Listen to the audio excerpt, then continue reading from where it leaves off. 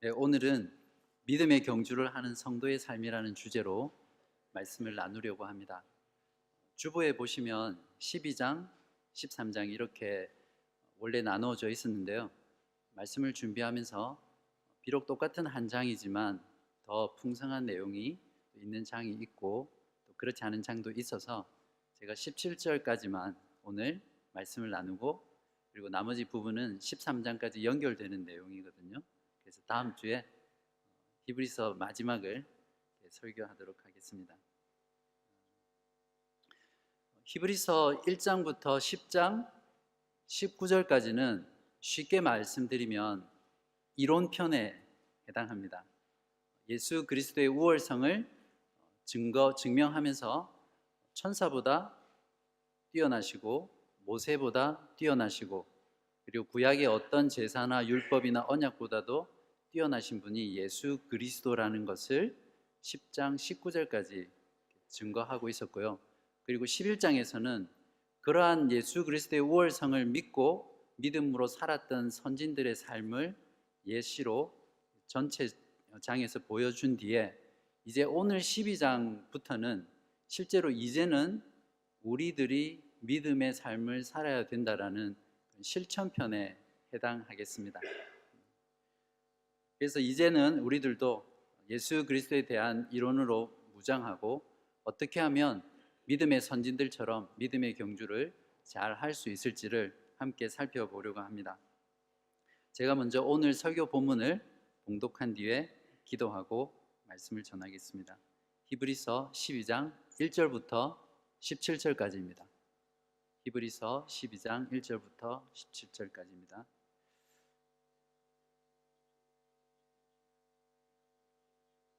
이러므로 우리에게 구름같이 둘러싼 허다한 증인들이 있으니 모든 무거운 것과 얽매이기 쉬운 죄를 벗어버리고 인내로써 우리 앞에 당한 경주를 하며 믿음의 주요 또 온전하게 하시는 이인 예수를 바라보자.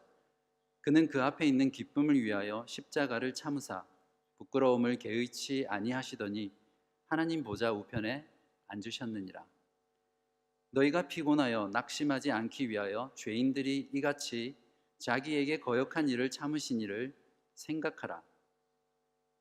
너희가 죄와 싸우되 아직 피 흘리기까지는 대항하지 아니하고 또 아들들에게 권하는 것 같이 너희에게 권면하신 말씀도 잊었도다. 일러스되 내 아들아, 주의 징계하심을 경히 여기지 말며 그에게 꾸지람을 받을 때에 낙심하지 말라. 주께서 그 사랑하시는 자를 징계하시고 그가 받아들이시는 아들마다 채찍질 하심이라 하였으니 너희가 참음은 징계를 받기 위함이라. 하나님이 아들과 같이 너희를 대우하시나니 어찌 아버지가 징계하지 않는 아들이 있으리요. 징계는 다 받는 것이거늘 너희에게 없으면 사생자요 친아들이 아니니라. 또 우리 육신의 아버지가 우리를 징계하여도 공경하였거든 하물며 모든 영의 아버지께 더욱 복종하며 살려 하지 않겠느냐. 그들은 잠시 자기의 뜻대로 우리를 징계하였거니와 오직 하나님은 우리의 유익을 위하여 그의 거룩하심에 참여하게 하시느니라. 무릇 징계가 당시에는 즐거워 보이지 않고 슬퍼 보이나 후에 그로 말미암아 연단받은 자들은 의와 평강의 열매를 맺느니라. 그러므로 피곤한 손과 연약한 무릎을 일으켜 세우고 너희 발을 위하여 곧은 길을 만들어 저는 다리로 하여금 어그러지지 않고 고침을 받게 하라. 모든 사람과 더불어 화평함과 거룩함을 따르라. 이것이 없이는 아무도 주를 보지 못하리라. 너희는 하나님의 은혜에 이르지 못하는 자가 없도록 하고 또 쓴 뿌리가 나서 괴롭게 하여 많은 사람이 이로 말미암아 더럽게 되지 않게 하며 음행하는 자와 혹 한 그릇 음식을 위하여 장자의 명분을 판 에서와 같이 망령된 자가 없도록 살피라. 너희가 아는 바와 같이 그가 그 후에 축복을 이어받으려고 눈물을 흘리며 구하되 버림바가 되어 회개할 기회를 얻지 못하였느니라. 아멘. 기도드리겠습니다. 하늘에 계신 하나님 아버지, 하나님의 말씀을 듣는 이 시간 우리의 마음을 열어주셔서 말씀을 깨달아 알게 하여 주옵소서. 말씀이 우리의 마음밭에 뿌려지지 못하게 하고 자라나지 못하게 하는 모든 방해물들을 제거하여 주셔서 주님의 말씀이 우리의 마음과 삶 속에서 열매 맺게 하여 주옵소서. 예수 그리스도의 이름으로 기도합니다. 아멘. 오늘 이 시간에는 제가 고등학교 다닐 때 체육 선생님이 들려주신 이야기를 잠깐 나누려고 합니다. 태권도 대표 선수 출신이셨거든요. 그래서 가끔씩 날씨가 좋지 않아서 실내 수업을 할 때가 되면 자신이 선수 생활 시절에 있었던 그런 무용담들을 하나씩 풀어놓곤 하셨습니다. 그런 이야기들 중에 지금도 제 기억 속에 아주 생생하게 남아있는 이야기가 있는데요. 그 선생님이 특별한 대회에 출전할 때 평소에도 늘 훈련을 하지만 평소보다는 더 힘들고 강도가 높은 그런 훈련들을 하면서 준비를 한다고 합니다. 그런데 그런 것들 중에 가장 힘든 게 뭐냐면 체중을 빼는 거라고 그랬습니다. 그래서 그 불어난 체중을 빼기 위해서 음식 조절은 말할 것도 없고 조깅, 달리기, 그리고 많은 체력 훈련을 통해서 체중을 빼기 위해서 많은 노력들을 한다고 합니다. 한 번은 대회에 출전할 때 그러한 노력에도 불구하고 체중이 빠지지 않고 한계 체중의 경계에서 왔다 갔다 하는 그런 때가 있었다고 합니다. 혹시 여러분 가운데 운동선수 경험 있으신 분은 아시겠지만 만약에 체중 조절에 실패하면 자기가 뛰는 그 체급보다 한 체급 위에서 뛰어야 되기 때문에 거의 승산이 없는 거죠. 그래서 자기 체급에 뛰기 위해서 체중을 유지하는 것은 정말 선수에게 중요한 일입니다. 그래서 체중계에 올라가기 전에 몸속에 있는 물을 다 빼기 위해서 화장실도 다녀오고 그리고 물도 마시지 않고 그렇게 해서 마지막 체중계에 올라가기 전에 혹시나 싶어서 그 코치분이 침을 뱉으라고 그랬다고 합니다. 그래서 침을 막 뱉었대요. 그렇게 해서 체중계에 올라갔는데 정말 아슬아슬하게 체중 테스트를 통과했다고 이야기하면서 선생님께서 그때 체중 테스트에 통과했던 이유가 아마 침 때문이었을 거다. 그래서 침을 안 뱉었다면 아마 위의 체급이랑 경기를 했을 거다. 그런 좀 뿌듯해하는 그런 말씀들을 했습니다. 저는 그 이야기를 듣고 마음속으로 저는 절대 운동선수는 안 해야 되겠다. 왜냐하면 어떤 경기에 나가기 위해서 운동선수가 된다는 것은 참 많은 인내와 어려움들과 그리고 한계들을 극복해야 되는 것 같았기 때문에 운동선수는 절대 하지 말아야 되겠다. 그런 생각을 했었습니다. 제가 여기에서 말씀드리고 싶은 것은 어떤 경기에 나가고 또 무엇을 준비하면서 하는 이런 선수들은 많은 어려움과 힘든 것들을 극복하고 견디고 참아내야 된다는 거죠. 마찬가지로 우리들의 신앙생활도 똑같습니다. 결코 이런 운동선수들보다 더 가볍거나 더 쉬운 것이 결코 아닌 것이 우리 신앙생활입니다. 혹시 여러분 주위에 누가 신앙생활 쉽다고 하신다면 저한테 모셔오시기 바랍니다. 네, 그러면 히브리서 기자가 오늘 본문을 통해서 우리들을 믿음의 경주로 초대하고 있거든요. 12장 1절과 2절을 한번 함께 보시기 바랍니다. 이러므로 우리에게 구름같이 둘러싼 허다한 증인들이 있으니 모든 무거운 것과 얽매이기 쉬운 죄를 벗어버리고 인내로서 우리 앞에 당한 경주를 하며 믿음의 주요 또 온전하게 하시는 이인 예수를 바라보자. 그는 그 앞에 있는 기쁨을 위하여 십자가를 참으사 부끄러움을 개의치 아니하시더니 하나님 보좌 우편에 앉으셨느니라. 사실 이 12장 1절과 2절은 히브리서에서 가장 헬라어 원어상으로 가장 복잡하고 어려운 문장 구조입니다. 한글 성경도 조금 애매하게 표현되어 있는데요. 영어 성경과 원어 성경을 비교해서 이 구절을 잘 정리하면 이 구절에서 주 동사는 경주를 하자라는 이런 청유형입니다. 우리 다 같이 경주를 합시다. 이것이 이 두 구절의 핵심적인 단어입니다. 그리고 벗어버리고와 예수를 바라보자라는 것은 이 경주를 하자는 동사를 꾸며주는 그런 말입니다. 정리가 되셨죠? 저자는 박해와 환난 가운데 있는 수신자들의 믿음의 삶을 운동 경기에 비유하고 있습니다. 많은 성경학자들은 이 경주를 고대 그리스나 로마에서 있었던 그런 스테디움에 있었던 육상 경기를 의미한다라고 주석하고 있습니다. 성도들의 삶을 믿음의 경주라고 비유한다면 경주하는 자세가 아주 중요합니다. 오늘 1절을 주의 깊게 한번 보시면 경주를 달리자라고 할 때 한 가지 붙는 게 있습니다. 무엇입니까? 저를 보면 답이 안 나오고 성경에 있는데요. 인내라는 게 붙어 있습니다. 즉 인내와 함께 경주합시다 이렇게 우리들에게 청유하고 있는 것이죠. 마치 달리는 경주자가 인내라는 유니폼을 입고 뛰는 것과 같습니다. 인내를 따로 떼어놓고 달릴 수 있는 그런 경주가 아니라는 것이죠. 이러한 인내의 요소들을 우리가 고려해 본다면 믿음의 경주는 분명히 단거리 경주가 아니라 마라톤과 같은 장거리 경주임을 우리가 알 수 있습니다. 단거리 경주는 몇십 초 아니면 몇 분을 자기에게 있는 모든 힘을 쏟아내서 뛰면 되지만 마라톤과 같은 장거리는 스태미나가 꾸준하게 동일한 속도로 달리는 것이 핵심입니다. 그렇죠? 그것을 잘 하는 선수가 결국 승리할 수 있는 그런 선수입니다. 여러분도 잘 아시겠지만 마라톤이라는 종목은 인간의 한계를 넘어서는 그런 종목입니다. 42.195km를 쉬지 않고 동일한 속도로 계속해서 달려야만 완주할 수 있고 이길 수 있는 그런 경주이죠.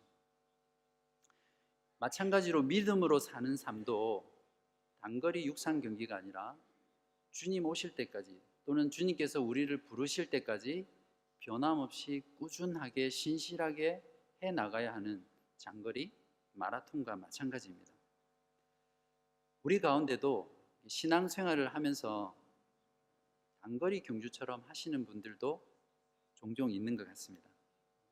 뭔가를 할 때는 정말 열심히 하시는데 그것이 오랫동안 지속되지 않고 금방 지치고 또 열심히 하는 기간들이 굉장히 일시적인 그런 경우들을 자주 보게 됩니다. 그래서 신앙생활의 성공의 핵심은 속도가 아니라 꾸준함입니다. 항상 꾸준하게 변함없이 말씀의 자리, 기도의 자리, 봉사의 자리, 선교와 전도의 자리, 그리고 나눔의 자리, 교제의 자리, 구제의 자리를 항상 지키는 그것이 정말 신앙생활을 잘 하는 것이고 신앙이라는 경주에서 승리할 수 있는 비결입니다. 또한 믿음의 경주를 하기 위해서는 버려야 하는데요. 오늘 1절을 다시 한번 보시기 바랍니다. 무엇을 버리라고 하고 있습니까? 두 가지를 버리라고 하는데요. 하나는 모든 무거운 것을 벗어버리고 두 번째는 뭡니까? 두 번째는 조금 이따 다루겠습니다.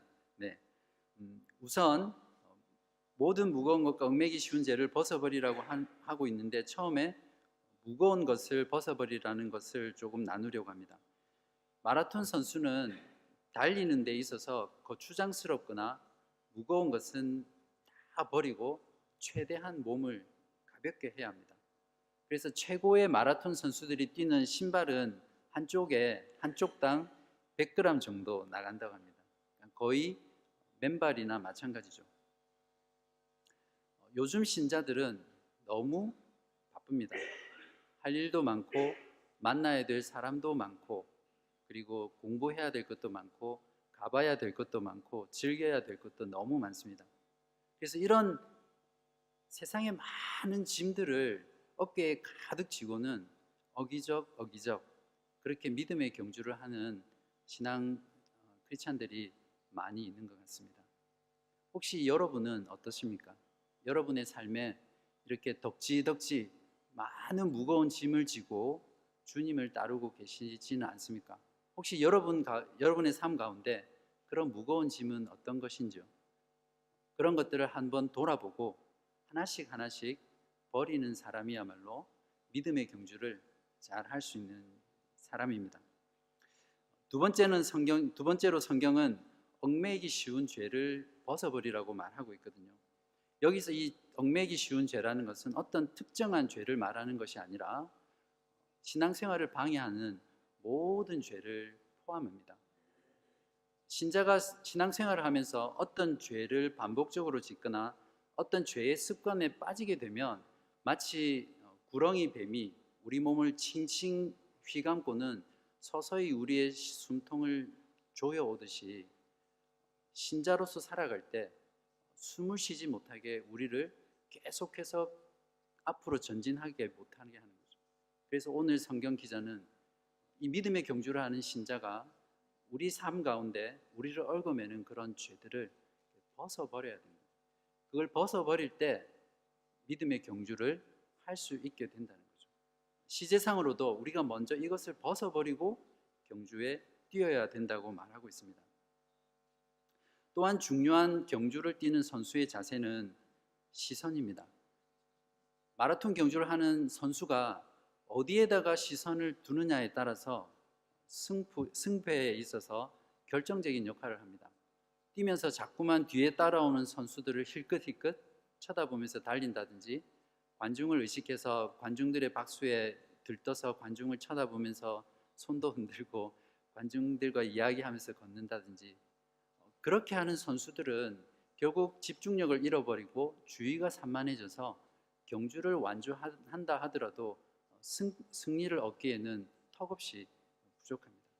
항상 마라톤을 하는 선수는 앞을 바라보고 최종 목적지를 생각하며 그곳을 바라보면서 앞으로 전진해야 합니다.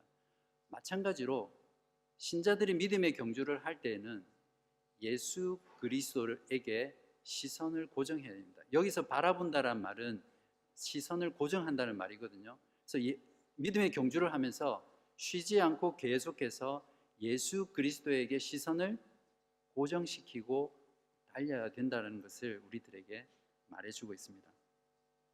2절을 한번 보시기 바랍니다. 2절을 보시면 믿음의 주요 또 온전하게 하시는 이인 예수를 바라보자. 그는 그 앞에 있는 기쁨을 위하여 십자가를 참으사 부끄러움을 개의치 아니하시더니 하나님 보좌 우편에 앉으셨느니라. 한 사람의 삶은 그 사람이 무엇을 보느냐에 따라서 결정됩니다. 세상을 바라보고 세상의 시선을 고정시킨 사람은 세상을 닮아가게 되고 세상에 빠져서 살아가게 되어 있습니다. 그러나 우리가 우리의 시선을 예수 그리스도께 고정시키면 우리는 믿음의 주요, 믿음을 온전하게 하신 예수 그리스도를 닮아가게 되고 예수 그리스도의 길을 걸어갈 수 있게 되는 거죠. 자, 2절 후반에 보시면 또한 예수님은 가장 치욕적인 십자가형을 당하면서 오히려 죽음을 통해서 자신의 죽음을 통해서 받게 될 그 영광과 기쁨 때문에 그 십자가의 치욕을 참으면서 오히려 그 십자가를 오히려 예수님이 저주했다라고 이 본문의 의미를 잘 살펴보면 그런 내용이 나오거든요. 즉 쉽게 말하면 예수님은 가장 치욕스러운 십자가형을 받으면서 오히려 그것을 기쁨으로 짐으로써 그 치욕스러운 십자가를 오히려 예수님께서 치욕스럽게 만들고 있다라는 그런 뜻입니다. 그렇기 때문에 그 예수님께서 하나님 보좌 우편에 앉으셔서 온 세계와 모든 인간의 구주로, 다스리는 자로, 통치자로, 왕으로 하나님 우편에 앉으셨다라고 성경은 말하고 있습니다. 자, 이제 이렇게 해서 우리가 믿음의 경주를 달릴 모든 만반의 준비를 다 갖추었습니다. 이제는 우리가 실제로 성도로서 믿음의 경주를 달리는 것만 남았습니다. 성경의 저자는 믿음의 경주를 하는 성도들에게 오늘 본문을 통해서 어떤 삶을 권면하고 있습니까? 첫 번째는 믿음의 경주를 하는 성도의 삶은 고난에 대한 성경적인 이해를 가지고 고난을 견디는 삶을 살아갑니다. 히브리서를 지금까지 여러분들이 쭉 설교를 들으셔서 느끼셨겠지만 수신자들이 있는 이 교회에는 많은 박해와 환난이 있었습니다. 그래서 수신자들은 이런 끊임없는 박해와 환난 때문에 그 고통에 지쳐서 굉장히 힘들고 어려운 상황 가운데 처해 있었습니다. 문제는 이런 고난도 계속 받다 보면 아무리 믿음이 견고하고 강한 사람도 흔들리게 된다는 거죠. 속담에 10번 찍어 안 넘어가는 나무가 없다, 이런 말들이 있는데 고난을 계속 받다 보면 사실 신앙마저도 무너지는 경우가 많이 있게 됩니다. 히브리서를 받았던 수신자들이 처했던 상황이 그랬었고요. 또 그들은 교회 안의 그런 고통뿐만 아니라 유대인들, 로마의 박해로 인해서 그들의 삶 전체는 말 그대로 고난으로 범벅된 그런 삶이었습니다. 그래서 그들에게 있는 질문이 뭐냐면, 왜 이렇게 주를 따르는데 우리에게 이 고난이 떠나지 않고 고통이 늘 우리 가운데 있는 것일까? 그런 질문들이 그들에게 있었거든요. 그래서 그 질문에 대한 해석을 못한 사람들은 결국 보다 편안하고 안전한 삶을 찾아서 다시 유대교로 돌아가거나 그리스도의 공동체를 떠나서 배교하는 일들이 있었던 거죠. 그래서 그들에게는 고난에 대한 신학이 필요했던 겁니다. 히브리서 기자가 오늘 본문에서 그들에게 고난을 어떻게 성경적으로 이해할 것인가를 제시해 주고 있습니다. 오늘 본문은 두 가지로 말하고 있는데요. 첫 번째 하나는 고난에 대한 성경적 이해의 기준은 예수 그리스도라는 것입니다. 12장 3절을 한번 보실까요? 너희가 피곤하여 낙심하지 않기 위하여 죄인들이 이같이 자기에게 거역한 일을 참으신 일을 생각하라. 죄 없으시고 의로우신 예수님께서 십자가의 그 모진 고통과 하나님께 철저하게 버림받는 그런 죽음의 고통을 당하신 이유가 뭐라고 합니까? 고난받는 우리들이 그 고난 때문에 지치지 않게 하기 위해서 주님께서 먼저 그 고난을 받으셨다는 거죠. 종교개혁 이후 가장 뛰어난 교리문답으로 알려진 하이델베르크 교리문답이 있습니다. 그 교리문답의 제1문을 이렇게 시작하고 있는데요. 살아서나 죽어서나 당신의 유일한 위로는 무엇입니까? 이렇게 묻고요. 거기에 대한 답으로 살아서나 죽어서나 나는 나의 것이 아니요 몸도 영혼도 나의 신실하신 구주 예수 그리스도의 것입니다. 그는 그의 보혈로 나의 모든 죄값을 완전히 치르셨고 나를 마귀의 모든 권세에서 해방하셨습니다. 그러므로 예수 그리스도와 그분의 십자가는 성도들이 믿음의 경주를 하면서 당하는 그 고난을 이해하는 해석의 열쇠이며 또 핵심입니다. 또 다른 하나는 고난에 대한 성경적 이해는 고난을 징계로 이해하라는 것입니다. 고난을 단순히 힘들고 어렵고 피하고 싶은 것으로만 여기지 말고 아버지가 사랑하는 아들에게 징계하는 것처럼 징계로서 이해하고 고난을 견디라는 것입니다.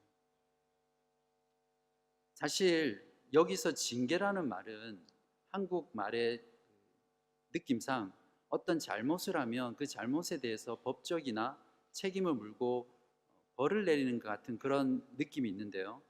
성경의 다른 부분이나 또 오늘 본문을 잘 읽어보면 그런 어떤 잘못에 대해서 벌을 주는 의미가 아니라 아버지가 아들을 훈련시키고 양육시켜서 좋은 어른이 될 수 있도록 길러내기 위한 어떤 수단으로서 주는 그런 징계의 의미가 더 강하거든요.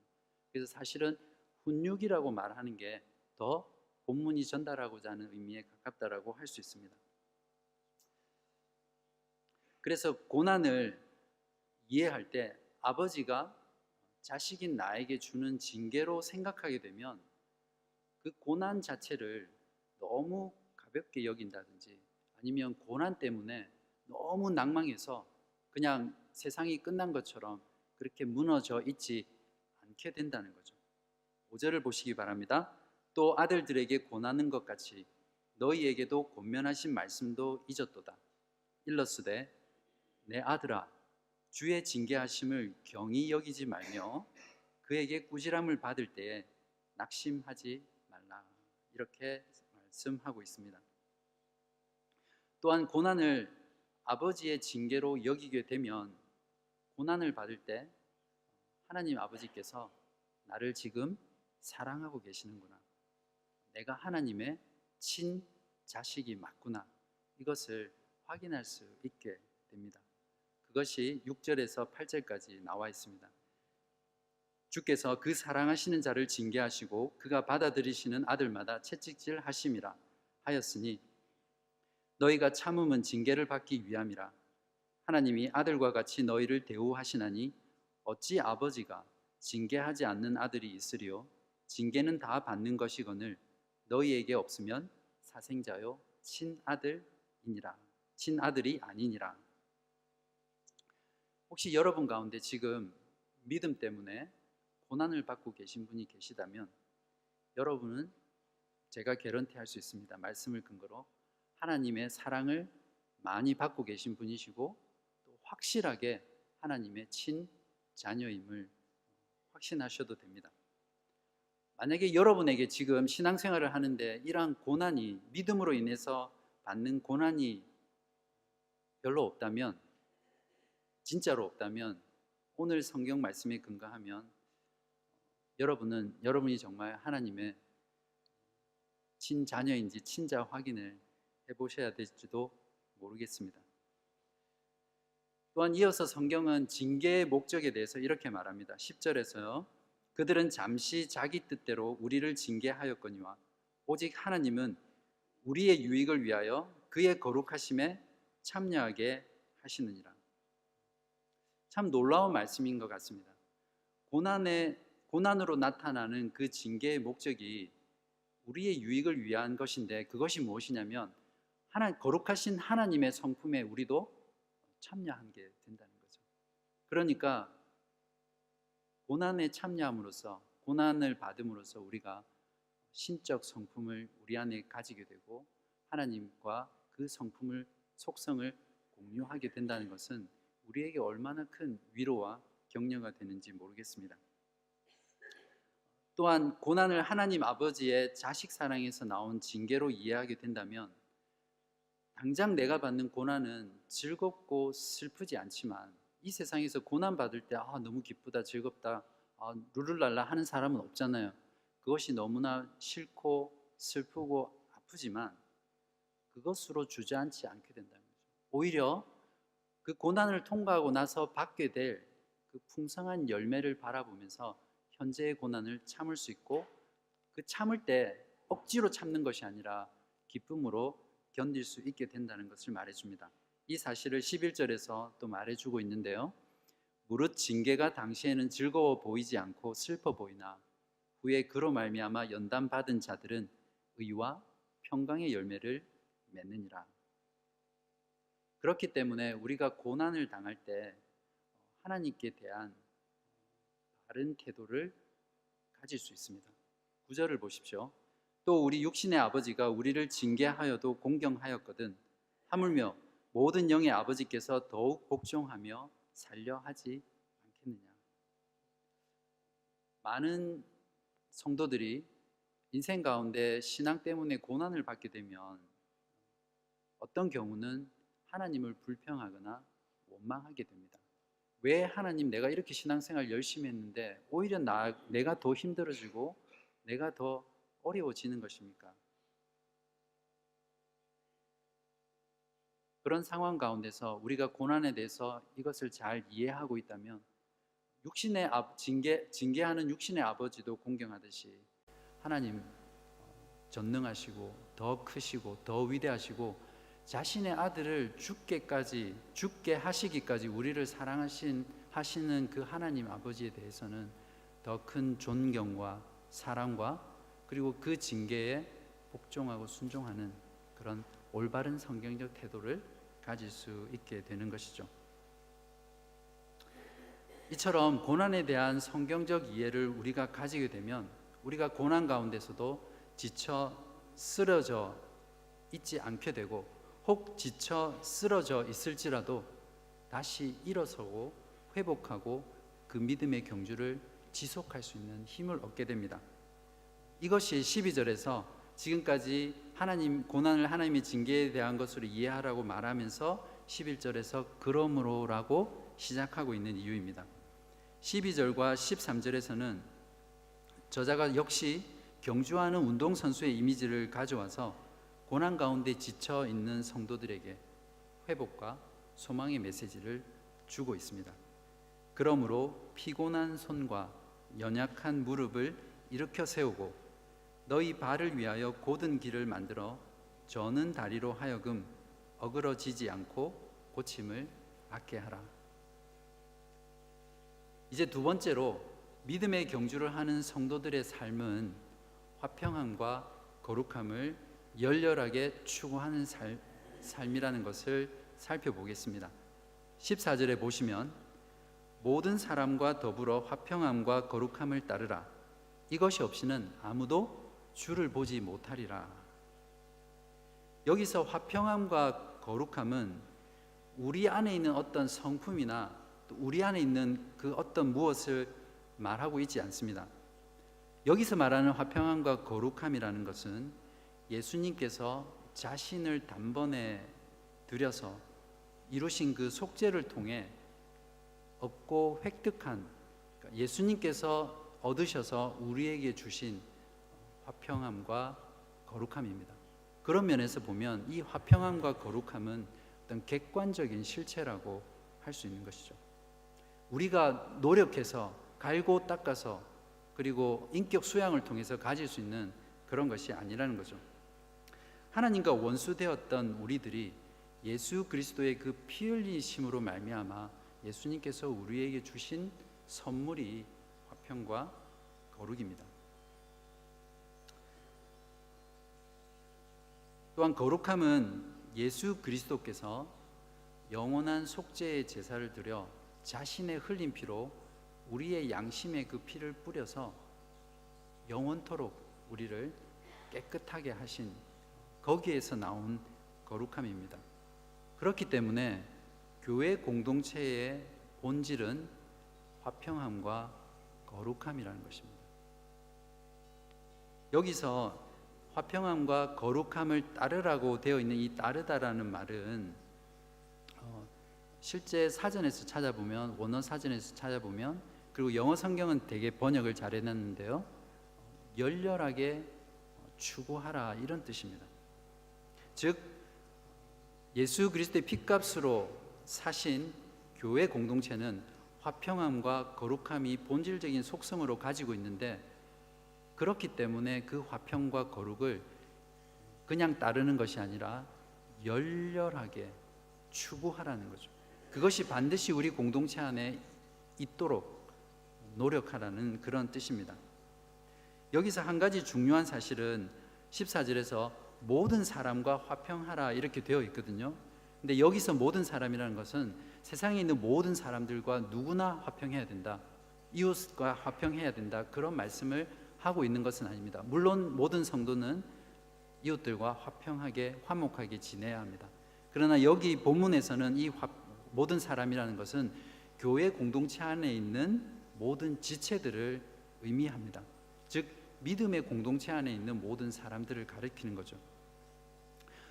이런 것을 다 종합해서 볼 때 예수 그리스도의 죽으심을 통해 믿음의 공동체가 된 교회의 모든 성도들은 모든 노력을 다해서 이 교회 안에 우리들 서로 간에 화평함과 거룩함을 이루도록 열심히 열렬히 모든 힘을 다해서 추구하라는 그런 명령으로, 권면으로 이해할 수 있습니다. 14절은 계속해서 거룩함을 추구하는 것의 중요성을 강조하기 위해서 거룩함이 없으면 그 누구도 하나님을 볼 수 없다라고 강하게 말하고 있거든요. 즉 우리가 거룩해질 수 있는 것은 오직 예수 그리스도를 통해서이기 때문에 예수 그리스도를 믿는 그 믿음을 통해서 거룩해진 사람이 아니면 하나님께 나아갈 수 없고 하나님을 볼 수 없다는 거죠. 그렇기 때문에 그 거룩함, 예수 그리스도를 통해서 거룩한 우리들이 거룩한 공동체를 이루어 간다는 것은 당연한 일입니다. 이 말씀은 우리 교회에 바로 적용할 수 있는 말씀입니다. 교회는 어떤 공동체입니까? 그리스도의 공동체입니다. 그리스도의 피로 말미암아 화평케 되고 거룩하게 된 공동체입니다. 그렇기 때문에 공동체 안에서는 어떤 이유가 되었든 모든 지체들 간에 이 화평함을 유지해야 됩니다. 화평함을 깨는 모든 것들은 우리가 대적해야 됩니다. 혹시 여러분이 원하든 원하지 않든 여러분들 안에 화목하지 않은 관계, 화평하지 않은 관계가 있다면 그것이 힘들고 어렵지만 여러분이 할 수 있는 모든 노력을 다해서 하나님 앞에 기도하고 또 하나님 앞에 탄식하며 또 여러분의 몸과 의지를 다해서 깨어진 관계, 화평이 깨어진 그 만남들을 다시 회복하셔야 됩니다. 또한 그리스도의 공동체는 거룩함의 공동체입니다. 예수 그리스도께서 이 땅에 오셔서 죽으신 이유는 바로 우리의 죄 때문에 죽으셨잖아요. 그렇기 때문에 예수 그리스도의 속죄로 말미암아 거룩하게 된 우리들이 공동체로 모일 때마다 이 죄를 멀리하고 죄와 결별하고 죄에서 떠나는 그 삶을 서로 격려하고 또 그 죄로 인해서 연약함 가운데 있거나 힘들어하는 지체들을 함께 세워가며 함께 거룩한 공동체로 만들어가는 것이 우리들의 본질입니다. 거룩함이란 분리한다, 구별된다라는 그런 의미거든요. 그런 면에서 교회는 세상과 구별된 공동체이고 분리된 공동체입니다. 그래서 우리들이 교회로 모였을 때 세상의 것들을 자랑하고 세상의 것을 나누고 세상의 것을 추구하는 그런 대화, 그런 삶의 목표, 그런 자랑들이 우리 안에 넘쳐난다면 그것은 분명 우리 안의 거룩함을 잃어버린 것일 것입니다. 그래서 거룩함을 열렬히 추구한다는 것은 우리들이 모였을 때 정말 세상과 구별된 세상의 가치관과 세상이 추구하는 것과 전혀 다른 하나님의 고귀한 가치, 성경이 말하는 가치들을 함께 격려하고 세워주며 거룩으로 나아가는 이런 노력들이 우리 가운데 필요한 것이죠. 15절은 거룩함을 추구하는 공동체적 삶을 자연스럽게 14절과 연결시키고 있습니다. 거룩함을 추구한다는 것은 우리들의 삶 가운데 거룩함을 죄에서 멀리하며 죄에서 떠나고 세상과 구별된 삶이기도 하지만 또 하나 중요한 거룩함이라는 것은 뭐냐면 잘못된 교리, 잘못된 가르침으로 인해서 하나님의 은혜를 받는 사람들이 없도록 하는 것입니다. 15절에서 이것을 잘 말해주고 있는데요. 너희는 하나님의 은혜에 이르지 못하는 자가 없도록 하고 또 쓴 뿌리가 나서 괴롭게 하여 많은 사람이 이로 말미암아 더럽게 되지 않게 하며. 이 공고를 하면서 저자는 에서의 예를 들고 있습니다.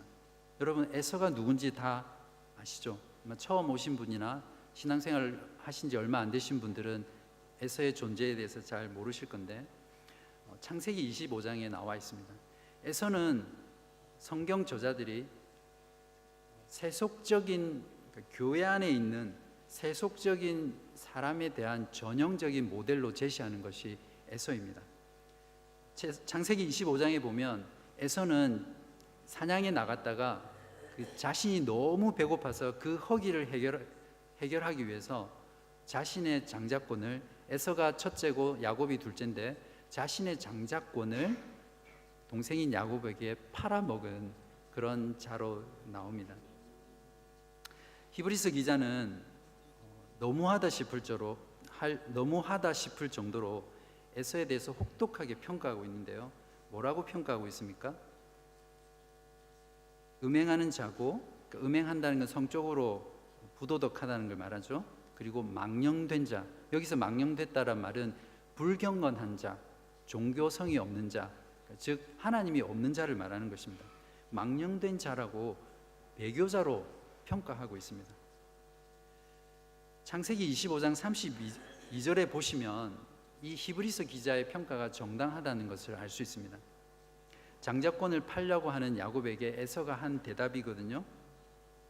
에서가 이르되 내가 죽게 되었으니 이 장자의 명분이 내게 무엇이 유익하리요? 이렇게 대답을 했습니다. 즉 에서는 하나님의 언약의 가족의 모든 것들을 물려받을 수 있는 그 장자권을 똥 취급을 했습니다. 그는 눈에 보이지 않고 지금 당장 얻을 수 없는 것보다는 지금 내 눈앞에 있고 지금 당장 나의 배고픔과 허기를 채울 수 있는 현실이 더 중요했던 사람입니다. 사실 에서가 버린 팔아먹은 이 장자권은 하나님 나라를 영원토록 기업으로 얻을 수 있는 하늘의 상속권이었습니다. 에서가 똥 취급한 것은 하나님 나라를 소유할 수 있는 하늘의 장자권이었고, 그 대신 그가 가진 것은 세상에 똥 같은 것들을 가졌습니다. 17절에 보시면 나중에 에서가 눈물을 흘리며 그것을 다시 구했지만 회개할 기회를 얻지 못했다라고, 즉 구원받지 못하고 멸망한 자라고 히브리서 기자는 말하고 있습니다. 존 칼빈도 에서의 회개를 그냥 자신의 실수에 대해서 안타까워하고 슬퍼하는 것이었지 그것이 참된 회개라고 말하고 있지 않습니다.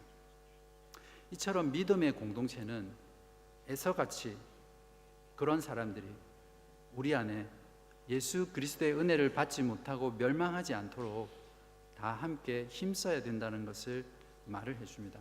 또한 동시에 그런 에서와 같은 사람이 우리 공동체에 누룩처럼 퍼져서 많은 건전한 신자들의 신앙을 흔들거나 또 세속화시키거나 또 어렵게 만드는, 그래서 공동체 전체의 신앙을, 순수한 신앙을 무너뜨리는 그런 일이 없도록 믿음의 공동체가 잘 지켜야 된다라고 우리에게 경고하고 있습니다. 여러분은 어떻습니까? 여러분은 지금 영원한 하나님 나라와 그리스도를 아는 고상한 지식과 하늘나라의 장자권을 오늘 나의 배를 채워주는 그런 현실의 필요와 현실의 만족들의 모든 마음을 빼앗겨서 그것들을 바꾸고 계시지는 않습니까? 지금까지 나눴던 말씀을 정리하도록 하겠습니다. 성도의 삶은 믿음의 경주입니다. 단거리 경주가 아니라 42.195km를 뛰어야 하는 그런 인내를 요구하는 장거리 경주입니다. 그렇기 때문에 이 경주를 완주하고 승리하기 위해서는 우리의 자세가 중요한데요, 모든 무거운 것을 벗어버리고 얽매이기 쉬운 죄를 벗어버리고 경주에 뛰어야 하고, 경주를 뛰는 내도록 우리의 시선은 예수 그리스도, 믿음의 주요, 믿음을 온전하게 하시는 예수 그리스도를 놓지 않고 시선을 고정시키고 앞을 보고 달려가야 합니다. 그렇게 하는 것이 믿음의 경주를 뛰는 선수가 갖추어야 될 만반의 준비입니다. 이제 믿음의 경주를 할 때는 믿음 생활이라는 건 사실은 고난을 동반하는 삶이잖아요. 그래서 그 고난을 이해할 때 성경적인 관점을 가지고 예수 그리스도를 통해서, 그리고 하나님 아버지의 사랑의 징계로 해석하고 이해하고 받아들이면서 그 고난을 견뎌 나가야 합니다. 그리고 우리가 달리는 믿음의 마라톤은 혼자 달리는 독주가 아니라 다 같이 함께 승리해야 하는 합주입니다. 그렇기 때문에 공동체적으로 화평함과 거룩함을 추구하는 그런 삶이 바로 믿음의 경주를 달리고 있는 성도의 삶이라고 우리는 보았습니다. 사랑하는 성도 여러분, 이 믿음의 경주를 우리에게 있는 그 무엇, 우리의 힘으로 억지로 의지를 다해서 달리려고 하면 절대 달릴 수 없습니다. 그러나 우리보다 앞서 달려가신 우리의 믿음의 창시자이시며 믿음을 완전하게 하시는 예수 그리스도를 바라보고 그분을 따라가면 우리가 고난 가운데에서도 화평과 거룩을 이루면서 기쁨으로 이 믿음의 경주를, 믿음의 마라톤을 끝까지 달려서 승리할 수 있는 여러분 되실 거라고 믿습니다. 오늘도 이 믿음의 마라톤을 신실하게 인내 가운데 달려가신 여러분에게 제가 진심으로 격려와 응원의 박수를 드립니다. 기도하겠습니다.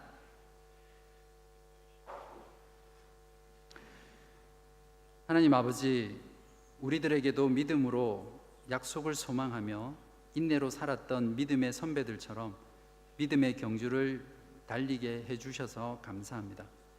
믿음의 경주를 하는 우리들의 인생 가운데 언제나 우리의 믿음의 창시자이시며 완전하게 하시는 주님만 바라보게 하시고 또 우리를 위해 십자가의 고난을 기쁨으로 받으신 주님을 생각하게 하시옵소서. 그로 인해서 이 믿음의 경주를 끝까지 완주하는 저희들 모두가 되게 하여 주옵소서. 예수 그리스도께서 피 흘리셔서 화평케 하시고 거룩하게 하신 우리 공동체가 서로를 돌아보게 하시고 지쳐있는 지체들에게 손을 잡아주고 넘어져 있는 지체들은 일으켜서 업고서라도 모두 다 함께 믿음의 마라톤을 완주하는 그런 공동체 되게 하여 주시기를 예수 그리스도의 이름으로 기도하옵나이다.